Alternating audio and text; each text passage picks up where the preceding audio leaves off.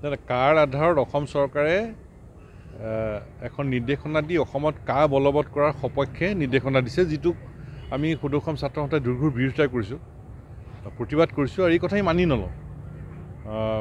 অসমৰ জনসাধাৰণে, খিলঞ্জীয়া জনসাধাৰণে, ছাত্ৰ সন্থাই আমি মনা নাই, আমি নামানো। যিকোনো পৰিস্থিতিত আমি মনা নাই আৰু আমি নামানো। আৰু এই কাৰ বিৰুদ্ধে গণতান্ত্ৰিক আন্দোলন আৰু আইনগত যুঁজ সমানে চলি থাকিব।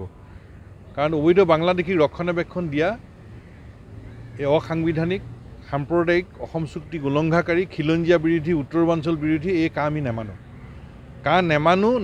নেমানো এই কথা আমি বাৰেপতি কৈ আছোঁ আৰু বাৰেপতি আমি কৈ থাকিম। আৰু এয়া কেন্দ্ৰীয় চৰকাৰ, অসম চৰকাৰক আমাৰ কঠোৰ সকিয়নি, তেওঁলোকৰ হাতত সংখ্যা আছে কাৰণেই এখন খিলঞ্জীয়া বিৰোধী আইন আমাৰ ওপৰত জাপি দিব, আমি নেমানো। আৰু তাৰ বিৰুদ্ধে গণতান্ত্ৰিক আন্দোলন আৰু আইনগত যুঁজ সমানে চলি থাকিব। ইতিমধ্যে উচ্চতম ন্যায়ালয়তো গোচৰ তৰি থোৱা হৈছে। গতিকে গণতান্ত্ৰিক আন্দোলন, প্ৰতিবাদ আৰু আইনগত যুঁজ সমানে চলি থাকিব। এইবিলাকৰ প্ৰতি তেখেতলোকে কোনো ভূক্ষেপ কৰা নাছিল।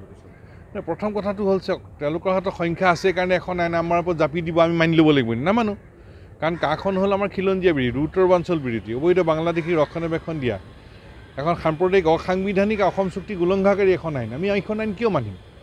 যিখন আইন খিলঞ্জীয়া বিৰোধী, এইখন আইনটো মানি নলওঁৱেই। এইখন আমি নেমানো কৈ আছোঁ। আৰু কেন্দ্ৰীয় চৰকাৰ, অসম চৰকাৰক স্পষ্টভাৱে কঠোৰভাৱে সকীয়াই দিব খুজিছোঁ, এই আইন আমি নামানো।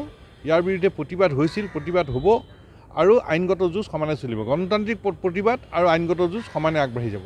নতুনকৈ কিবা ইমপ্লিমেণ্ট কৰিছে, নহয়, এতিয়া কেন্দ্ৰীয় চৰকাৰে যিখন আইন আমাৰ ওপৰত জাপি দিছে কাখন, তাৰ আধাৰত অসম চৰকাৰে এখন নিৰ্দেশনাৱলী দিছে কাখন ইয়াত বলবৎ কৰিব পৰাকৈ। যিটো কথাত আমাৰ আপত্তি আছে, বিৰোধ আছে, যাক আমি বিৰোধিতা কৰিছোঁ। আৰু তাৰ বাবে আমি কেন্দ্ৰীয় চৰকাৰ, অসম চৰকাৰক সকীয়াই দিব খুজিছোঁ যে এই কাখন আমি মনা নাই, আমি নামানো। অসমৰ জনসাধাৰণে মনা নাই, নামানে। অসম আৰু উত্তৰ পূৰ্বাঞ্চলৰ খিলঞ্জীয়া মানুহে মনা নাই, নামানে। আৰু তাৰ বিৰুদ্ধে গণতান্ত্ৰিক প্ৰতিবাদ আৰু আইনগত যুঁজ সমানে আগবাঢ়ি যাব। ৰাইজৰ কোনো মতামত নলগাই তেখেতসকলে এইবিলাক কৰি আছে বাৰু। তেওঁলোকৰ হাতত সংখ্যা আছিল কাৰণে এখন আইন আমাৰ ওপৰত জাপি দিলে, ভাবিছিল আমি মানি ল'ম, আমিতো নামানো। এটা স্পষ্ট কথা। আৰু সেই কথাটোকে কেন্দ্ৰীয় চৰকাৰ, অসম চৰকাৰক আমি পুনৰ ক'ব খুজিছোঁ, অসম আৰু উত্তৰ পূৰ্বাঞ্চলৰ খিলঞ্জীয়া মানুহে মনা নাই, নেমানে। ইয়াৰ বিৰুদ্ধে গণতান্ত্ৰিক প্ৰতিবাদ আৰু আইনগত যুঁজ সমানে আগবাঢ়ি যাব।